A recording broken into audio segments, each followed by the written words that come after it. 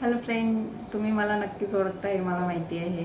आणि मी आज हा व्हिडिओ बनवला आहे.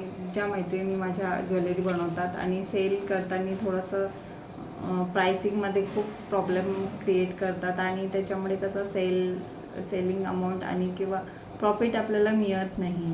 याच्यासाठी मी हा व्हिडिओ बनवला आहे. जेव्हाही तुम्ही ज्वेलरी बनवता तेवढंच महत्त्वाचं प्राइसिंग पण आहे.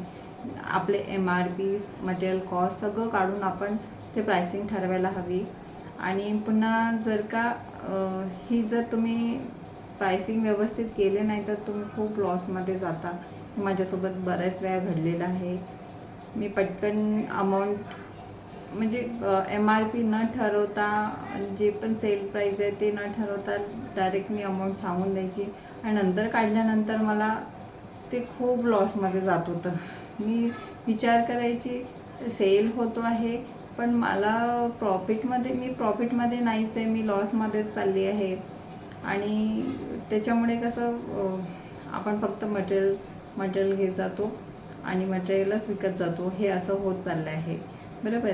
आणि जर का तुम्हाला हा व्हिडिओ आवडला असेल तर लाईक नक्कीच करा. आणि मी 21 डेजला माझी आपली पहिली कलेक्शन लॉन्च करेल आहे. तर जर का तुम्हाला हे बघायचं असेल तर मला कमेंटमध्ये नक्कीच बेस्ट विशेष टाका. Thank you so much.